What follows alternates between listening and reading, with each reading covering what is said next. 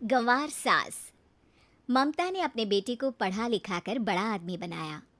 अब वो शहर में अपने परिवार के साथ रहता है। एक दिन ममता का बेटा रोहन अपनी पत्नी आलिया से कहता है, अरे आलिया, सुनो, माँ अब से गांव में नहीं रहेगी। वो हमारे साथ यहीं रहेंगे शहर में। उनका कमरा आज नौकर से बोलकर अच्छे से साफ करवा देना। ओह, आज तो मेरी किटी पार्टी है, फिर मुझे जिम और फिर शॉपिंग। ठीक है, कल करवा दूंगी। अच्छा, लेकिन माँ के सामने ये कपड़े नहीं चलेंगे। हाँ, तुम्हें साड़ी या सूट पहनना होगा। अरे बिल्कुल भी नहीं। मेरे मम्मी पापा ने इतना पैसा लगाकर शादी इसलिए नहीं की थी कि मैं अपनी मर्जी के कपड़े पहन ओढ़ भी ना सकूं। अरे चलो, गुस्सा मत हो, लेकिन कुछ दिन तो माँ की खुशी के लिए कर सकती हो ना। लेकिन आलिया मानती नहीं। माँ आती है सिंपल सी साड़ी, झोला और चप्पल पहनकर। अरे रोहन, मैं इनके साथ कैसे रहूंगी? मेरी फ्रेंड्स क्या कहेंगी? ये तो पूरी गंवार लग रही है। आलिया, माँ गांव में रहती थी इसलिए ऐसी हैं। तुम आज ही माँ के साथ जाकर उनकी पसंद की शॉपिंग करवा देना। इनके साथ घर के अंदर रहना मुश्किल है, बाहर तो मैं कभी भी ना जाऊं। रोहन को आलिया पर गुस्सा आ जाता है। माँ, ओ माँ। हाँ बेटा। वो माँ को ले जाने के लिए उनका हाथ पकड़ता है कि अरे माँ, तेरे हाथ अभी तक इतने कड़े हैं, तूने इसका कोई इलाज नहीं किया? अरे बेटा, इसका कोई इलाज नहीं। वैसे भी मुझे कोई शर्म नहीं कि मेरे हाथ मुलायम नहीं है, क्योंकि इन्हीं हाथों से मेहनत कर मैंने तुझे बनाया है बेटा। अगले दिन। माँ, मैं ऑफिस जा रहा हूँ। कुछ लाना हो तो आलिया को बोलकर फ़ोन करवा देना। रोहन के जाने के बाद। आप ना आज कमरे में ही रहिएगा, घर में पार्टी है, मेरी सहेलियां आ रही हैं, मैं उन लोगों के सामने आपको नहीं ला सकती हूँ। ठीक है बहू, लेकिन तुम कहो तो मैं कुछ खाने को बना दूँ तुम लोगों की पार्टी के लिए। वो लोग सिर्फ कॉन्टिनेंटल या थाई फूड ही खाते हैं।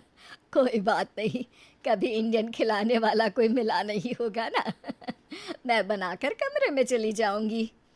जैसे आपकी मर्जी।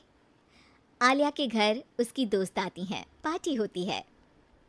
अरे वाह आलिया, ये क्या है खाने में? बड़ा ही स्वादिष्ट है यार, इसकी रेसिपी मुझे चाहिए। हाँ, और ये दाल, ओ माय गॉड, मैंने तो किसी 5 स्टार में भी ऐसी दाल नहीं खाई है यार। तू कुक को यहाँ बुलाना।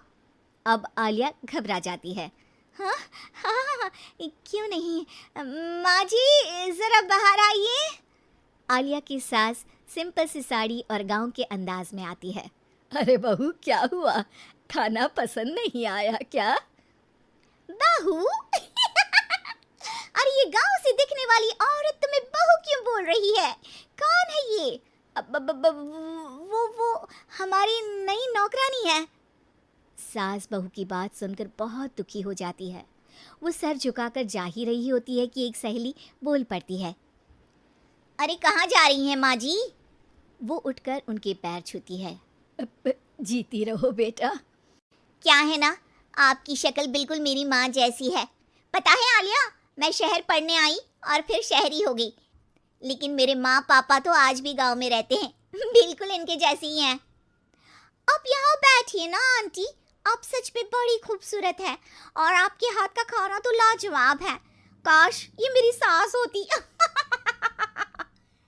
सभी सहेलियां सास को घेर कर बैठ जाती हैं और उनसे खाने की रेसिपी पूछ रही होती है कि तभी घर की बेल बजती है और रोहन आता है। अरे क्या बात है, आज आप लोग हमारे घर में? और ये लोग तो मुझे आलिया से ज़्यादा माँ की सहेलियाँ लग रही हैं। क्या ये आपकी माँ है? लेकिन आलिया ने तो कहा कि ये उनकी नौकरानी है और इन्होंने भी नहीं बताया। वो नहीं बताएंगी, क्योंकि उनके लिए बच्चों की इज्जत और उनकी खुशी सबसे पहले है। मुझे माफ कर दो, मुझे इन्हें तुम लोगों से मिलवाने में शर्म आ रही थी कि तुम लोग क्या कहती। अरे अब तो हमें शर्म आ रही है कि तुम हम लोगों की सहेली हो।